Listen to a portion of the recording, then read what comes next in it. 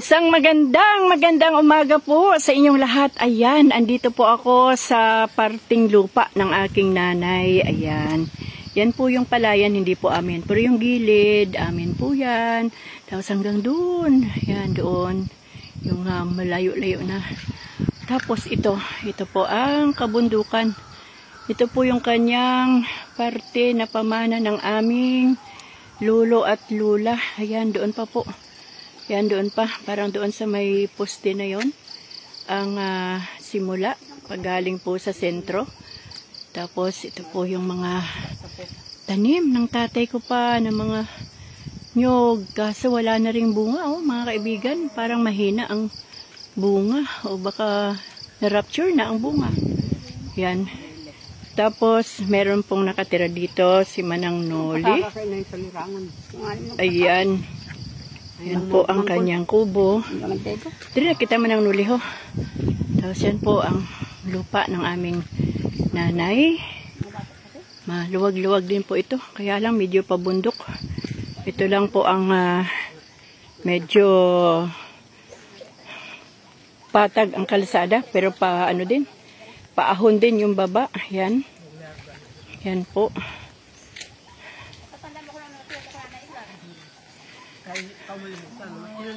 Manang Noli, hanggang saan ba? Kita mo na, ako taga rito, ako yung anak, hindi ko alam kung saan banda ang ang boundary. Kasi nga mga kaibigan, hindi po kami masyadong pumupunta sa lugar na ito. Talagang, pero dito po ako pinanganak, ayan o. O di po ba ang ganda? Dito po ako pinanganak sa lugar na to.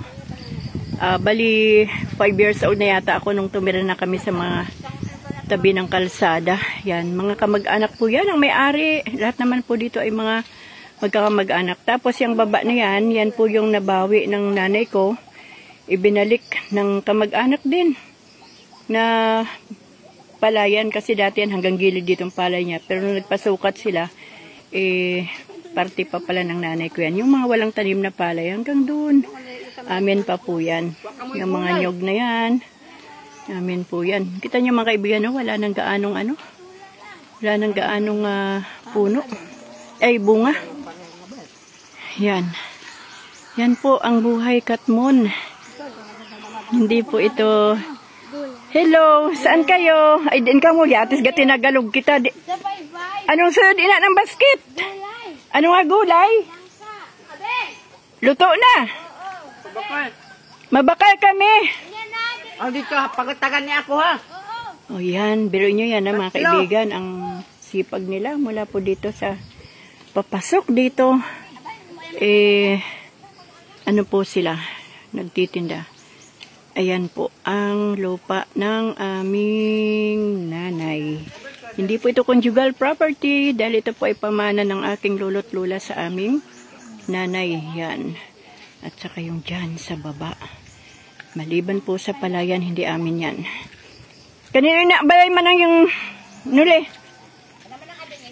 Hay din na si Abing. Tapos, ayan. Bali, 2 tao ang pinatira dito ng aking tatay. Hindi ko alam kung saan ang boundary. Yan, sa pinsan ko naman yung kabila dyan. Yan, hanggang hindi ko na alam kung anong boundary. So, basta dito lang yan, oh. Yan po ang Wa na dito. Atong flat nga duta ito nga ginistara ni Inana una, buko na amon. Kailan? Hindi ako kasayod. Kasi may palayan nga eh. Sige, dito po tayo mga kaibigan. Pakita ko po sa inyo yung aming konting palayan.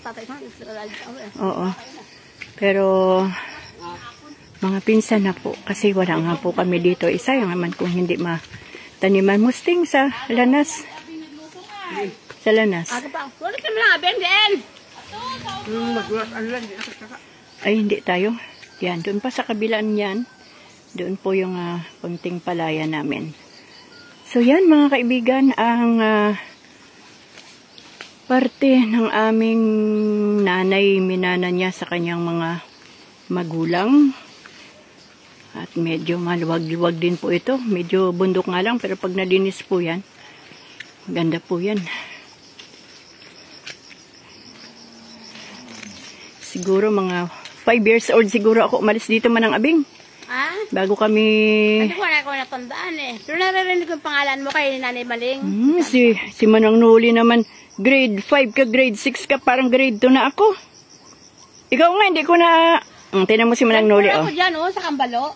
Kaya nga, elementary, ako, parang grade 6 ka na, kasi ahead ka sa amin. Hindi ako nag-grade 6. Dyan, Ay. sa bayan ako. Ay, sabayan ka, anong year mo dyan? Anong grade mo dyan sa Kambalo? Grade 4. Oh, yun, siguro grade 1 ako. Kasi, Kami na Mabing. Mabing, Maka. Mabing Maka. di ibig mong sabihin, nauna ka lang sa akin ng konti. Oo, kung si Mabing, kasi pagkabats niya, ano yan ng mga kuya ko Sino ba yung kuya mo? Si Manong Mio. Kasi kami ni Manong Idel, nagdungan na kami. Siyempre si Manong Mio. Ano ko sa Mio yun eh? Oh, si Manong Mio ang imo kaklase, di ba? Hindi ko nga na matandaan. Ay, agoy, ginoo ko, si Manang Nuli. Muli anon na. Ay, salamat sa Diyos kay bukong pa ako yung muli anon, Manang Nuli. Hindi ko nga tatatra. Hey, grabe Manang Nuli. Grabe kadamo ng dahon ng nyog namon. Basi wa ka nagahimo daw ni bubong ng imo balay-balay. Ay, Akyat. Diyos ko po. Edi magpaakyat. Ayaw naman mapakot yung mga tamad yung mga tao. Ilam pa. Ay basta tudluan lang sa akon kung diin banda ang mga bagay-bagay ha. Sino din ka panaka ng nyog? Sino ang nakikinabang ng nyog dito, ng bunga? Hindi ko alam. Sabi siya naman ng Abing daw kasi... Bakit daw? Saan ang bayad? Hindi ko alam. Narinig ko yung usapan nila ni Nonoy. Oh, Alam mo sila namin na inano nila yan. Silang nag-ano yan ng mga nyog eh. oo nga. Dapat nagbibigay sila. Dahil hindi naman kanila yan. Pinatira na nga lang sila ng libre eh. Nag-usap na dito.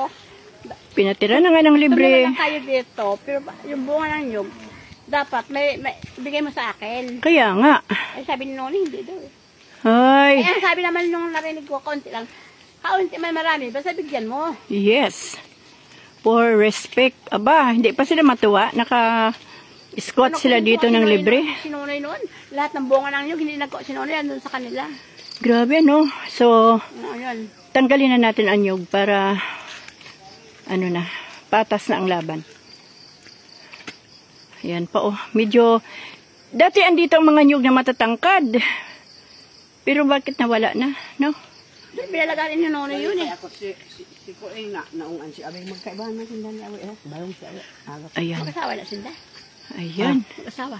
Gusto hindi nga kag si Abing kag si Kueng. Kuing. Ayan, mga kaibigan, hanggang dito na lang po. Pinakita ko lang po sa inyo ang aming manang lupa dito sa aming nanay. Yan. At si Manang Nuli, libre siya na nakatira sa lupa namin. Oh, Magpakalam ako ng Tatay Isong. ngayon Manang Nuli, wala na sa Tatay Isong. Ako na ang nandito. Oh, paalisin na kita ngayon. Ay, hindi. Siyempre hindi, Manang Nuli. Hindi ka patitira, hindi. Hindi. Yan yung hanggat humihinga ka dyan ka. Sige, okay, thank you. Okay, yes. Yan. Ang ganda ng lugar na ito. Maganda dito sa probinsya. Uy, si Awe, si Manang Rile, ini. Yan, kaaga-aga, dudong, nag-iilinom ka mo. Abaw, nga mga kaungaan ini. Hindi mag-ininom. Di no ibandang atong duta, dre. Duta niyang timaling, di ang boundary, dre ako. Ito.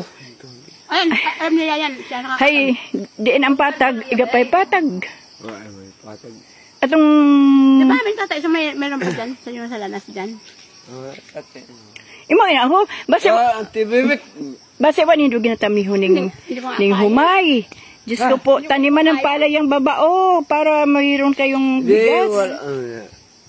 Ay, sus awe, hindi mag-ininom ha. Manuit. Ay Manuel, o di awe, inay. Yun na eh. Yan, mga kaibigan, ito po ang, yan, lahat yan, kung nakikita nyo mga matatangkad na yan, amin pa yan. Yan yung palayan ng aming mga pinsan, mga kamag-anak. Tapos doon po sa kabila, madulas daw, sabi ni Bibit, wag na kaming pumunta. Kita niyo mga kaibigan, ang ganda ng bundok, oh. O, di po ba? Medyo malungkot lang dito kasi walang gaanong kabayan. Medyo 1 kilometro yata bago kalsada. At dito sa Pampalay, may nang Oh, pati sa... paano man ang nuli? Kami mauli-uli na ha. No? Ah, yati si awi. Hanggang doon, oh. Diin, gid manang. Lili! Hay! Sige na, pagpahuay na. Kay bagan laloy na ba? Yan. Yung pinalagarit dyan ni Nonoy. Ay, nako.